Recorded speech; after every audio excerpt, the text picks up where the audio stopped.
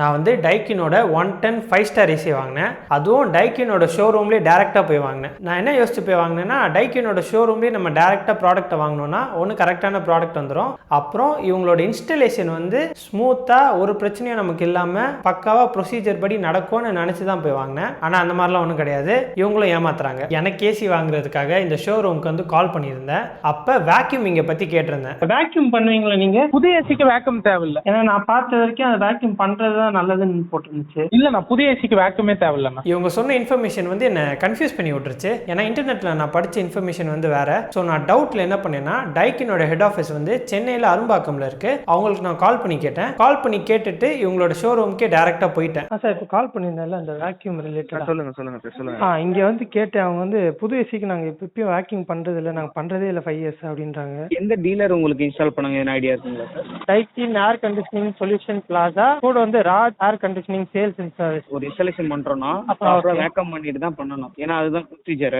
இல்ல இது வந்து பண்ண மாட்டேன்னு சொன்னாலும் நான் அதை செக் பண்றேன். எதனால அது மாதிரி சொன்னாங்கன்றதை நான் கண்டிப்பா நான் இங்க இருக்காங்க, அவங்கள்ட்ட கொடுக்கவா? கொடுங்க. ஓகே. Good morning. நீங்க ராஜ் ஏர் கண்டிஷன்ல சேல்ஸ்ல இருக்கீங்களா? ஆமா சார், சொல்லுங்க சார். ஆக்சுவலா இப்போ ஒரு கஸ்டமர் இப்போ ஒரு கன்சர்ன் கேட்டிருக்காரு. என்னன்னா இது மாதிரி யூனிட் இன்ஸ்டால் பண்றப்ப நம்ம வேக்கம் பண்ணி தானே பண்ணுவோம் அப்படின்னு கேட்டிருக்காரு. அதுதான் சார், நாங்க அவங்க கேட்டதுக்கு வந்து பைப் லென்த் அதிகமா போச்சுன்னா வேக்கம் போட்டு பண்ணணும்னு சொல்லியிருந்தாங்க சார். அந்த 3 மீட்டருக்குள்ள இருக்க தேவை கிடையாதுன்னு சொல்லியிருந்தாங்க சார். ஏன் அதுல 3 மீட்டர்ஸ் இருந்தா பண்ணக்கூடாதுன்ற சொல்லிருக்கீங்க? அது எதுவுமே தெரியல சார், சார் சொன்னாங்க சார். அது அதை இன்ஃபார்ம் பண்ணுங்க. எந்த யூனிட் இருந்தாலுமே நம்ம ப்ராப்பரா வேக்கம் பண்ணிட்டு தான் கேஸ் வந்து ரிலீஸே பண்ணணும்.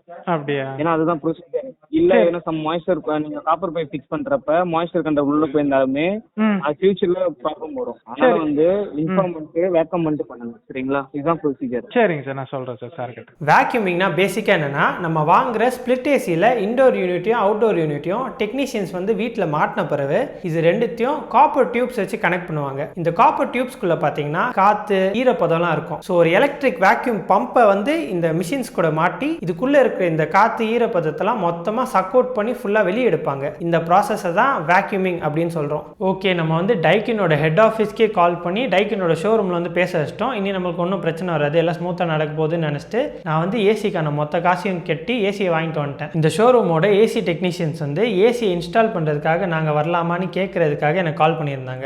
ஏசி இன்ஸ்டால் பண்ணுவோம், வேக்யூம் பண்ணுவீங்களே, அதை பற்றி சொன்னாங்களா? நாங்கள் செல்ஃப் வேக்கம் பண்ணிவிடுவோம் சார். அது இன்ஸ்டலேஷன் வேக்கம் பம்பில் வேக்கம். சரி, ஓகே. நான் ஆஃபீஸ்லேயே நான் பேசுகிறேன். நான் ஆக்சுவலி அதுக்குன்னு போய் ஸ்பெசிஃபிக்காக சொன்னது அவங்க உங்களுக்கு இன்ஃபார்ம் பண்ணல போல. இவங்க வந்து நாங்கள் உங்களுக்கு செல்ஃப் வேக்யூமிங் பண்ணி கொடுத்துருவோம் அப்படின்னு சொல்லும் போது எதை மீன் பண்ணுறாங்கன்னா, நம்ம வாங்குற ஏசியோட அவுட்டோர் யூனிட்ல தான் ரெஃப்ரிஜரண்ட் கேஸ் வந்து ஸ்டோர் ஆயிருக்கும். இந்த கேஸையே நாங்கள் கொஞ்சம் யூஸ் பண்ணி காப்பர் டியூப்ல இருக்கிற காற்று ஈரப்பதத்தெல்லாம் மொத்தம் வெளியே தள்ளிடுவோம் அப்படின்றத தான் இவங்க மீன் பண்ணுறாங்க. இந்த டெக்னிக்கை வந்து ஏர் பர்ஜிங்னு கூட சொல்லுவாங்க. ஆனால் இந்த டெக்னிக் வந்து ஒரு எஃபெக்டிவான டெக்னிக் கிடையாது. இந்த டெக்னிக்ல இருக்கிற பிரச்சனை என்னன்னா, இதை பெர்ஃபார்ம் பண்ணும்போது காப்பர் டியூப்ல இருக்கிற ஈரப்பதம்லாம் முழுசா வெளியே வராது. அது மட்டும் இல்லாமல் கூலிங்காக ஸ்டோர் ஆயிருக்கிற ரெஃப்ரிஜரண்ட் கேஸும் கொஞ்சம் வேஸ்ட் ஆகும். டெக்னீஷியன்ஸ் வந்து நம்ம கிட்ட செல்ஃப் வேக்யூமிங்கை புஷ் பண்ணுறதுக்கான ரீசன் என்னன்னு பார்த்தீங்கன்னா, செல்ஃப் வேக்யூமிங் பண்ணுறதுக்கு அவங்க எந்த ஒரு டூல்ஸும் தனியாக கொண்டு வர தேவையில்ல. ஆனால் ப்ராப்பரான வேக்யூமிங் பண்ணுறதுக்கு ஒரு எலக்ட்ரிக் வேக்யூம் பம்பை தூக்கிட்டு வரணும். அதோட வெயிட்டே ஒரு 5 to 10 kgs அது இருக்கும். அது மட்டும் இல்லாமல் செல்ஃப் வேக்யூமிங் வந்து ஒரு 10 to 15 செகண்ட்ஸ்லேயே முடிச்சிடலாம். ஆனால் ப்ராப்பராக ஒரு வேக்யூம் பண்ணுறது வந்து ஒரு ½ hour கிட்டேயாவது ஆகும். ஒரு வேக்யூம் பற்றி ஏதாவது கான்டாக்ட் பண்ணாங்களா? சரி, நான் எடுத்துகிட்டு வரேன் சார். வேணா எடுத்துகிட்டு வந்து போட்டு தரேன்.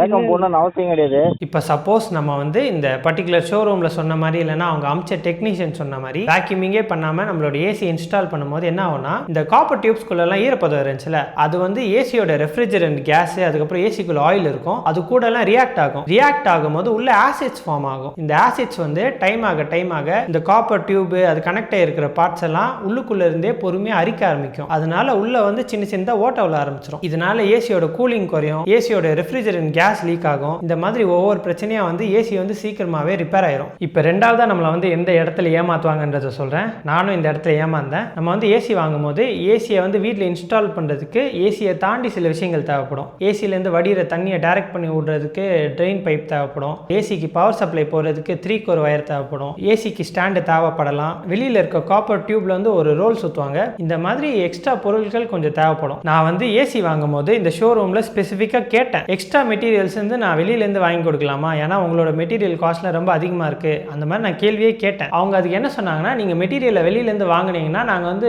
ஏசிக்கான வாரண்டியை கவர் பண்ண மாட்டோம்ட்டாங்க. இவங்க சொன்னதை வச்சு நானும் ஏசியோட வாரண்டி வந்து அஃபெக்ட் ஆகக்கூடாதுன்றதுக்காக வந்த டெக்னீஷியன்ஸ் கிட்டேயே எனக்கு தேவைப்பட்ட எக்ஸ்ட்ரா மெட்டீரியல்ஸ் எல்லாம் வாங்கிக்கிட்டேன். நான் வாங்கினதுக்கான பில் இதுதான். எனக்கு டோட்டலாக 2930 rupees ஆச்சு. ஆனால் டைக்கினோட ஆஃபீஸ்க்கு ஒரு கம்ப்ளைண்ட்டுக்காக நான் அப்புறமா கால் பண்ணியிருந்தேன். அப்போ இதை பற்றி கேட்டேன். ஏசி யூனிட்டோட வர கேபிள் அதை தாண்டி சில மெட்டீரியல்ஸ் தேவைப்படும்ல, அவுட்டோர்ல பைப் போறது, அப்புறம் வயர் 3 கோர், அதெல்லாம் எங்க கிட்ட தான் நீங்க வாங்கணும். அப்பதான் நாங்க ஏசிக்கான வாரண்டியை கவர் பண்ணி தருவோம் உங்களுக்கு. அப்படிலாம் இல்ல சார். கஸ்டமர் வந்து பர்ச்சேஸ் பண்ணி கொடுத்தானா அதுக்கு லேபர் வந்து அது நார்மல் தான், அது போட்டு அது நார்மல். அது மாதிரிலாம் சொல்ல முடியாது. கஸ்டமர் வந்து மெட்டீரியல் வாங்கி கொடுத்தாலுமே நம்ம பண்ணி தரலாம். அதனால எந்த இஷ்யூஸும் இல்ல. ஓகே, பட் வாரண்டின்றது டைக்கின் கொடுக்குற மாதிரி தானே? டைக்கின் கொடுக்கறது தான். இப்போ காப்பர் டியூப் வந்து எக்ஸ்ட்ரா தேவைப்படுதுன்னா அது நம்ம வர்றவங்கள்ட்ட தான் வாங்கணுமா இல்ல காப்பர் நம்ம வாங்கி வச்சிடலாமா அவங்கள்ட்ட கேட்டு? சார் உங்களுக்கு பெட்டர், நீங்க உங்களுக்கு ரெக்யர்மெண்ட் எப்படி இருக்கு சொன்னீங்கனாலுமே நீங்க அரேஞ்ச் பண்ணாலுமே அதுக்கு லேபர் மட்டும் தான் சப்ளை பண்ணுவாங்க.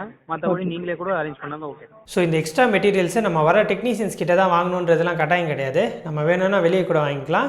இவங்க அதை மாட்டி கொடுக்கறதுக்கான லேபர் சார்ஜஸ் மட்டும் போட்டுப்பாங்க. அதோட இதுக்காகலாம் ஏசியோட வாரண்டிலாம் அஃபெக்ட் ஆகாது. இப்போ இந்த எக்ஸ்ட்ரா மெட்டீரியல்ஸ் எல்லாம் நான் இவங்க கிட்ட வாங்காமல் நான் வந்து வெளியில் வாங்கியிருந்தேன்னா எனக்கு எவ்வளோ ஆயிருக்குன்றதை கணக்கு போட்டு காட்டுறேன். இப்போ நான் சொல்ல போகிற ப்ரைஸஸ் எல்லாமே நானே டேரெக்டாக இங்கே இருக்கிற எலக்ட்ரிக்கல் ஹார்ட்வேர் கடை, அதுக்கப்புறம் ஏசிக்கான ஸ்பேர் பார்ட்ஸ் விற்கிற கடையில் விசாரிச்சது. இவங்க எனக்கு கொடுத்த பில்லை தான் இங்கே அப்படியே போட்டு வச்சிருக்கேன். என்னென்ன மெட்டீரியல், எவ்வளோ லென்த்து கொடுத்தாங்க, அதுக்கான ப்ரைஸ் என்ன போட்டாங்க, டோட்டல் எல்லாமே இருக்குது. இங்கே கீழே இருக்கிற டேபிளில் தான் நம்ம மெட்டீரியல்ஸை வெளியில் வாங்கியிருந்தால் எவ்வளோ ஆயிருக்குன்றதை பார்க்க போகிறோம். ஃபஸ்ட்டு எஃப்ஆர்பி ரோல் மீட்டருக்கே 275 ரூபா போட்டிருக்காங்க. ஸோ 4 மீட்டருக்கு 1100 ரூபா மொத்தமாக போட்டிருக்காங்க. இது வந்து ஃபைபர் கிளாஸோட கிளாத் ரோல் தான். நான் கேட்ட இடத்துல ஒரு ரோலில் 15 மீட்டர் வரும்னு சொல்லியிருந்தாங்க. ஒரு மொத்த ரோலே 250 ரூபா தான். மொத்தமாகவே நம்மளுக்கு இவ்வளோ தான் இருக்கும். அடுத்து ட்ரெயின் பைப் வந்து ஒரு மீட்டரே 120 ரூபா போட்டிருக்காங்க. நான் விசாரிச்ச இடத்துல ஒரு மீட்டர் 30 ரூபா தான். ஸோ 9 மீட்டருக்கு மொத்தமாக 270 ரூபா தான் இருக்கும். இவங்க 9 மீட்டருக்கு மொத்தமாக 1080 ரூபா போட்டிருக்காங்க. கடைசியாக 3 கோர் வயரு ஒரு மீட்டருக்கே 180 ரூபா போட்டிருக்காங்க. நான் விசாரிச்ச இடத்துல ஒரு மீட்டருக்கு வந்து 90 ரூபா தான் சொன்னாங்க.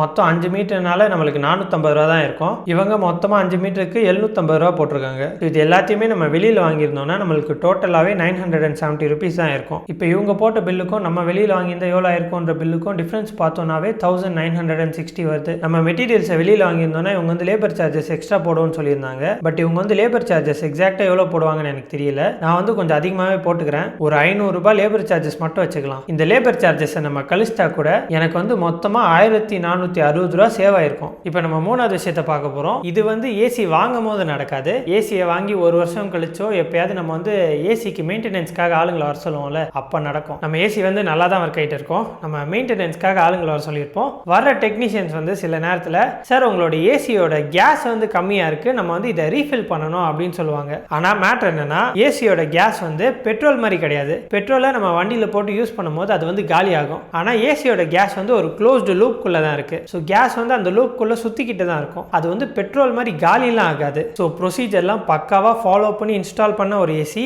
நல்லா தான் ஒர்க் ஆகிட்டு இருக்குன்ற கண்டிஷனில் அதுக்கு கேஸ் ரீஃபில்லிங்கே தேவைப்படாது. இயர்லி ஒன்ஸ் 2 இயர்ஸ்க்கு ரீஃபில்லிங் கண்டிப்பாக தேவைப்படுமா? அப்படிலாம் இல்லை சார். பேஸ்டாக நம்ம யூனிட்டோட கண்டிஷன் செக் பண்ணணும். அதில் ஏன்னா லீக் இருந்தால் மட்டும்தான் நம்மளோட ப்ரெஷர் வந்து கம்மியாகும். மற்றபடி வந்து உங்களுக்கு ப்ரெஷர்லாம் கம்மியாகிறதுக்கு வாய்ப்பு இல்லை. பட் சில நேரங்களில் கேஸ் ரீஃபில்லிங் வந்து உண்மையாகவே தேவைப்படும். அது எப்போனா நம்ம ஏசியில் ஏதோ ஒரு பிரச்சனைனால கேஸ் வந்து எங்கேருந்தோ லீக் ஆகுது அப்படின்ற சுச்சுவேஷனில் தேவைப்படும். அப்போ வர டெக்னீஷியன்ஸ் வந்து கேஸ் லீக் வந்து எந்த இடத்துல ஆகுதுன்றதை கண்டுபிடிச்சிட்டு முதல்ல அதை ஃபிக்ஸ் பண்ணணும். அதுக்கப்புறமா தான் கேஸே ரீஃபில் பண்ணணும். அப்போ தான் கேஸை ரீஃபில் பண்ணணுன்ற பிரச்சனை வந்து திரும்ப வராது. அவுட்டோர் பிளானெட்டில் எதனா லீக் இருந்தாலும் சரி, இல்லை இண்டோரில் எதனா காயில் வந்து லீக் ஆனால் மட்டும்தான் உங்களுக்கு ப்ரெஷர் கம்மியாகும். மற்றபடி வந்து பார்த்தீங்கன்னா எக்ஸ்டர்னலில் எதுவுமே உங்களுக்கு ஆகாது. இன்டர்னலாக ஒரு லீக் இருந்தால் மட்டும்தான் உங்களுக்கு ப்ரெஷர் கம்மியாகும். மற்றபடி வந்து உங்களுக்கு கேஸ் டாப் அப் பண்ணுற மாதிரி எதுவுமே சுச்சுவேஷனும் வராது. இப்போ நான் இந்த ஏசியை வாங்கின எக்ஸ்பீரியன்ஸில் ஒரு ஏசி கஸ்டமராக ஏசியை வாங்கும் போதே நான் என்ன பண்ணியிருந்தா கரெக்டாக இருந்திருக்கோன்னு எனக்கு தோணுதோ அதை உங்கள் கூட ஷேர் பண்ணுறேன். உங்களுக்கும் அது கரெக்டுன்னு தோணுச்சுன்னா நீங்கள் அதை ஃபாலோ பண்ணிக்கோங்க. ஃபஸ்ட்டு நம்ம ஏசி எங்கே வாங்கலான்றதை பார்ப்போம். நான் ஏசி வாங்கின இந்த இடத்துல வந்து ப்ரைஸஸ் மற்ற இடத்த கம்பேர் பண்ணல ரொம்ப அதிகமாக தான் இருந்துச்சு.